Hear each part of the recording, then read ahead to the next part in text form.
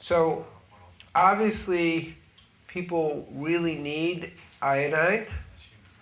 The world suffers from iodine deficiency. If you have no other way of testing, you have a pretty good bet that the person's iodine of 96%.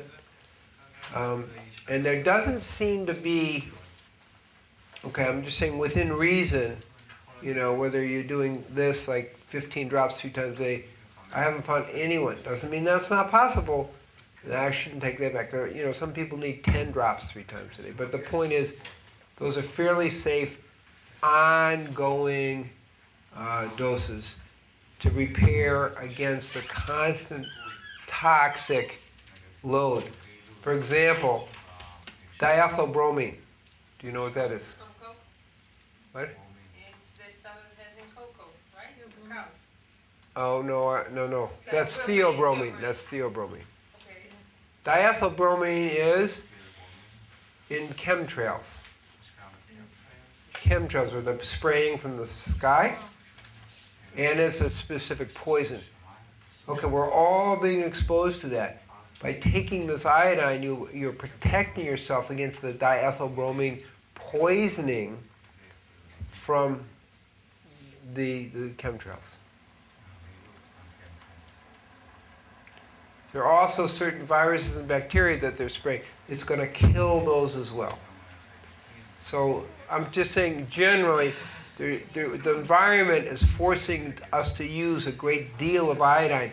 The rate of iodine, 50% more people in the United States today versus 30 years ago are iodine deficient. Follow what I'm trying to say? The environment is so toxic, we're using the iodine up to protect ourselves from the environment. Yes? You were talking about bromine, and in spas and in the Dead Sea, there is naturally occurring. I understand, it's a problem, it's a poison.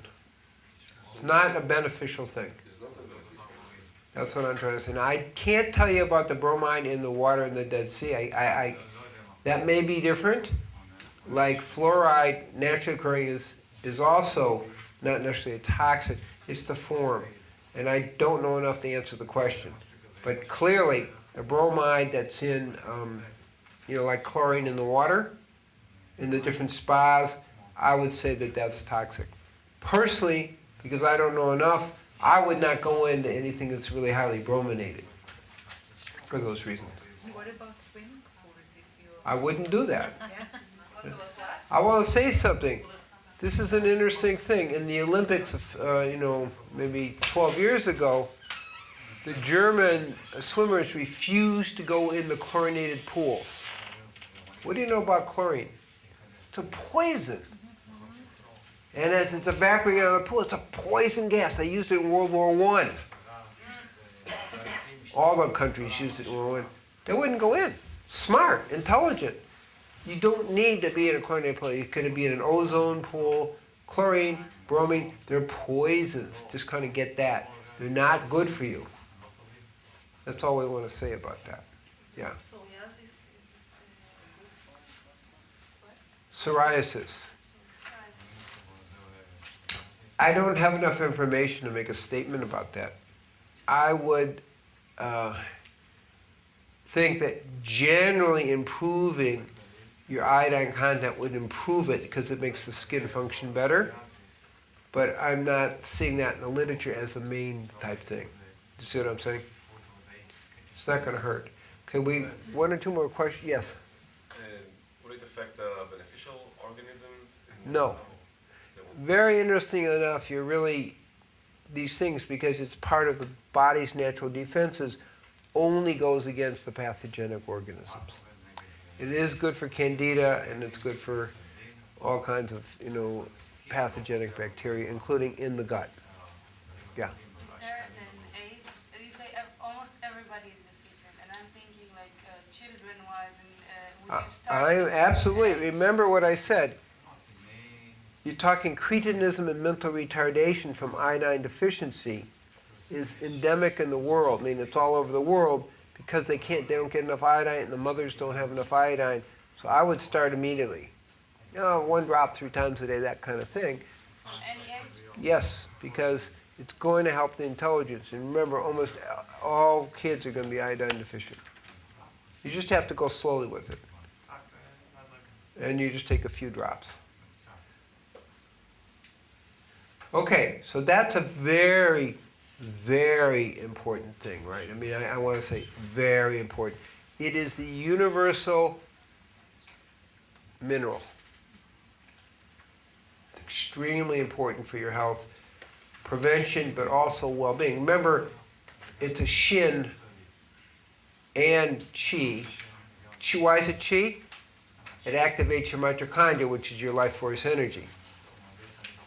And also Jing, because your deep primordial force depends on having enough iodine to work right.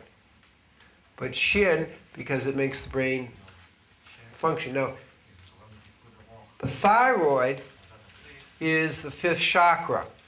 It connects the sixth chakra and the heart chakra. So it's extremely important chakra in the big picture. And a improperly functioning thyroid, which is endemic, 52 million people. I rarely see someone without a thyroid problem, okay? And that leads to depression. Please let me say, one of the main causes of depression is low thyroid. Okay? Big deal. I mean, it's huge. So whenever I'm working out depression, I'm certainly going to check for iodine.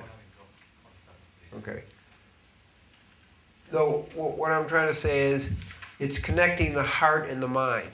It's merging the heavens and the earth. It's the essence of the prayer that we do every day. It's between the belima and the ma, the nothing and the something. It is the key, in a sense, chakra, almost more important than the sixth chakra, because it's connector of the heavens and the earth. So I just want to emphasize how important it is and how dramatic we have in the world that people are disconnected from the heavens and earth because we have so many people with the fifth chakra disorder. 52 million people, it's a lot of people in the United States. But that's worldwide, kind of get what I'm saying. So symbolically, it's part of the problem we're seeing in the world is indeed, the heavens and earth are disconnected.